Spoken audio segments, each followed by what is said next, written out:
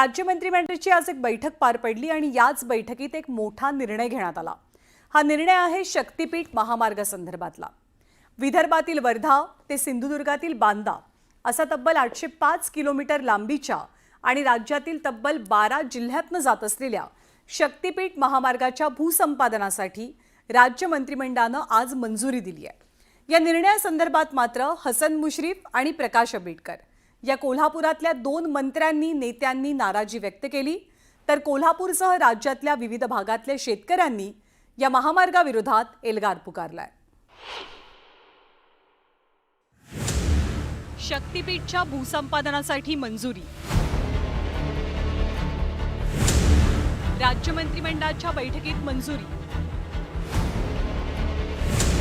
कोल्हापुरातल्या मंत्र्यांची मात्र नाराजी। शेतकऱ्यांचाही भूसंपादनाच्या विरोधात एल्गार। शक्तीपीठ राहता।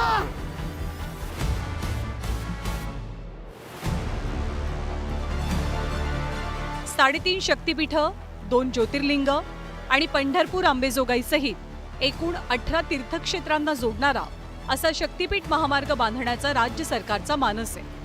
विदर्भातील वर्धा जिल्ह्यातल्या पवनार ते कोकणातल्या बांद्यापर्यंत एकूण 805 किलोमीटरच्या शक्तीपीठ महामार्गाच्या भूसंपादनाच्या प्रक्रियेला राज्य सरकारच्या मंत्रिमंडळाच्या बैठकीत मान्यता देण्यात आली। नागपूर, वर्धा, यवतमाळ, हिंगोली, नांदेड, बीड, लातूर, परभणी, सोलापूर, धाराशिव, कोल्हापूर, सिंधुदुर्ग ते गोवा असा हा शक्तीपीठ महामार्ग असेल।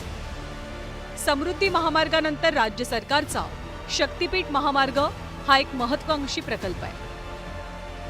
काय आहे शक्तीपीठ महामार्ग? हा राज्यातला सर्वात लांब सुपर एक्सप्रेस वे आहे। 802 किलोमीटर लांबीचा 6 लेनचा द्रुतगती मार्ग असेल। शक्तीपीठ महामार्गाच्या उभारणीसाठी 86,000 कोटींचा खर्च अपेक्षित आहे। शक्तीपीठ महामार्ग हा 6 पदरी महामार्ग असेल। सध्या नागपूरहून गोव्याला जाण्यासाठी 18 तासांचा वेळ लागतो, पण शक्तीपीठ महामार्गामुळे नागपूर ते गोवा प्रवासात 10 तासांची बचत होणार आहे। या प्रकल्पाच्या आखणीला आणि भूसंपादनासाठी 20,000 कोटी रुपयांच्या तरतुदीला आज राज्य मंत्रिमंडळाच्या बैठकीत मान्यता मिळाली आहे। पश्चिम महाराष्ट्र, मराठवाड्यातले काही जिल्हे या संपूर्ण भागाचा कायापालट करणारा असा शक्तीपीठ हा महामार्ग जो ॲक्सेस कंट्रोल रोड हा होतोय।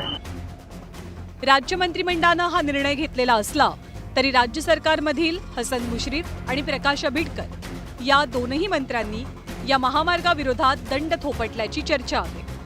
त्या राज्याच्या कॅबिनेटमध्ये ज्या वेळेला हा अशा पद्धतीचा निर्णय होत असताना तिथल्या शेतकऱ्यांची भूमिका मांडणं हे आमचं काम होतं, ते आम्ही मांडलं आणि मला असं वाटतं की त्याच्यामध्ये चांगल्या पद्धतीने सकारात्मक पद्धतीने आपण जाऊ।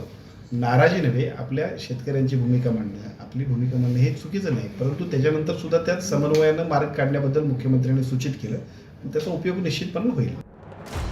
शक्तीपीठ महामार्गात मोठ्या प्रमाणात शेतकऱ्यांच्या जमिनी जाणार असल्यानं अनेक जिल्ह्यातल्या शेतकऱ्यांनी या महामार्गाला विरोध केलाय।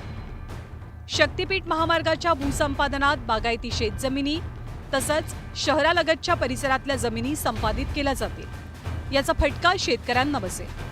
शिवाय हा महामार्ग बांधताना अनेक ठिकाणी डोंगर पोखरून बोगदे तयार केले जातील, तसंच छोटे मोठे नाले आणि ओढेही बुजवले जातील। यामुळे पर्यावरणाचा ऱ्हास होण्याची भीती व्यक्त होतीये।